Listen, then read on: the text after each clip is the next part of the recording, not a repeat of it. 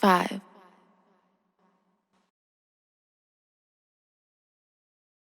What's going on, ladies and gentlemen? This is your boy 5-Piece producer and engineer extraordinaire. Thanks for checking out this video, and if you haven't already, please hit the subscribe and the bell button below to stay tuned for more tutorials in the future.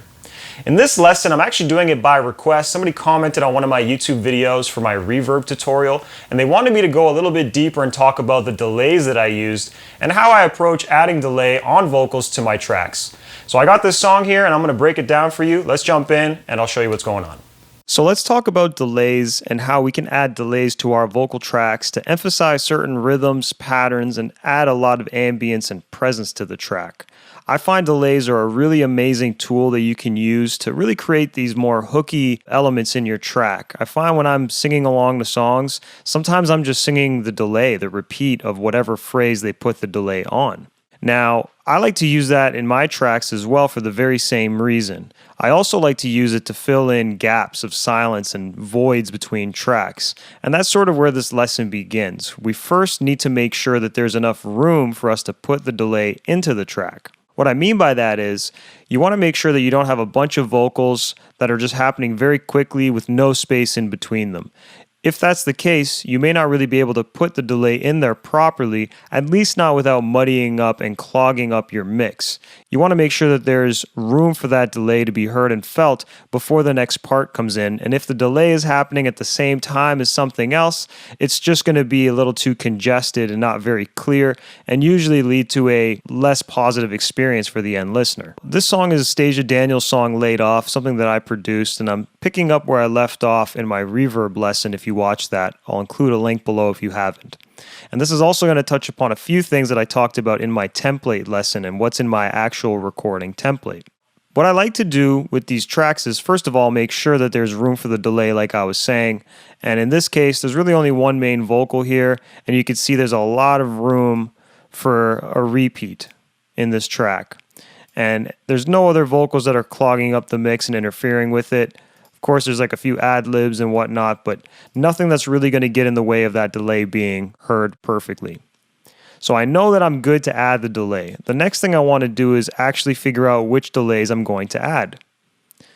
What I usually use for this is 3 tracks, 3 different types of delays, and I use them on a send. So this is a signal, or another channel I should say, that I can send a signal to and blend that in with my original track. So for example, I have my vocal here, my main vocal, it's dry on this track, but I'm sending it out of these 3 sends here, and these are 3 different delays, which are 1, 2, and 3, and I can control their level separately from that main track. So this is really good, gives me a lot of control to blend this in with my original track. Now what I'm using for the echo here, or the delay, is Echo Boy. This is another Soundtoys plugin. I've been using a lot of their stuff as of late. And you can use any delay, it doesn't matter what it is, H delay, even the stock delays that are in your DAW, whether you're using Pro Tools or something else. But I like this one because it has a few additional features, gives me a lot of control over the echo time and feedback, but also lets me sort of add a character to it, as well as some saturation if I choose.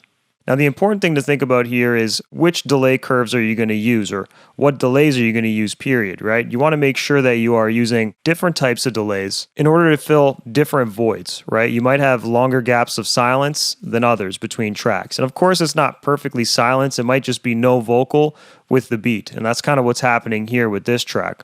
So even if I were to mute these delays right now and play this, you're going to hear a little bit of silence in between the vocal here. Nobody can do what you can. You might think you're wrong, but you can. So you could tell it's just pretty dead, right? There's not a whole lot going on in between them. And that could be cool, but I want to fill in those voids. Okay, so I'm going to do that with these delays. So I'm going to take these delays, and each of them are unique, like I said. The first one, the long one, is a half note repeat. So this is a pretty elongated repeat, right? The next one I have is a medium delay. This is a shorter delay, a little quicker, and it's a quarter note. So it's going to be roughly, 2 times as fast as this original one, this half note. And the third delay I have is an 1/8 note delay. So this is a very quick delay, And again, the three of them, I'm not using them all at the same time necessarily.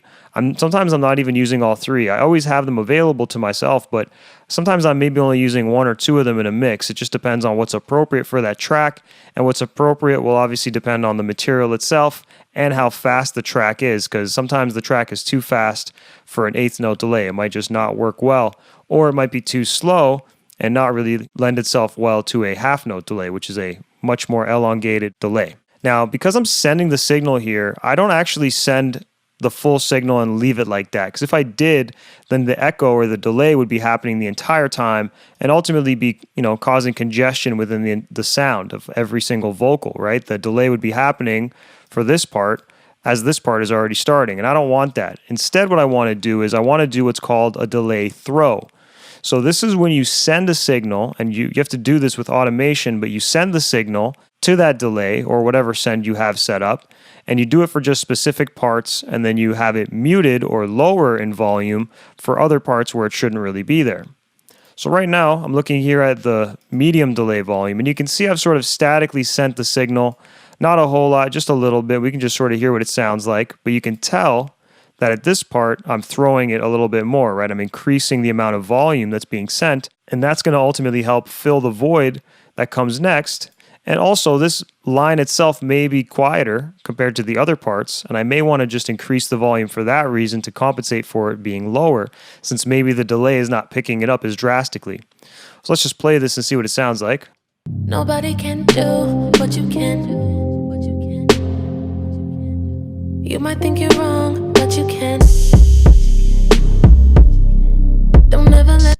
And you hear how it sort of fades and tapers off. The dry vocal happens, it hits you one time, and then it's, maybe repeating, but really starting to fade out and not really get in the way when this next vocal comes into play. And that's super important. We want to keep this pretty clean and not allow it to interfere with everything else that's happening, because that sort of defeats the purpose. We want to just use this to enhance what's there and not block it, right? So just to show you what each of these delays sounds like, I'll play this one more time, and I'm going to just maybe mute each of them and send them one at a time. So this is what the long delay is. Nobody can do what you can. So that one's very elongated, as you can tell. Let's do the medium. Nobody can do what you can. So that one's much quicker. Can. You can kind of hear it. It's very quick after everything ends.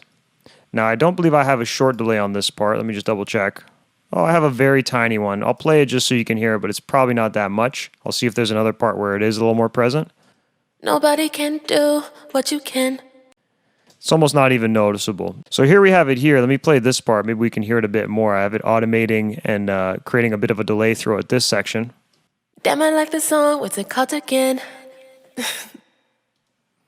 Gan. Kind of heard that. It's very light, right? But you could definitely hear it sort of lingering in the background. So you could see how using these three different patterns at different times can really help fill in the void of certain moments and maybe just add a little bit more flow. It could do a lot of really good things here. And again, I really find that this adds that presence to a track and really separates, a decent mix from a good mix. If you can add delays and have them really make sense, even on the production side of things, you can really take your track to the next level and have people really liking it, if done well.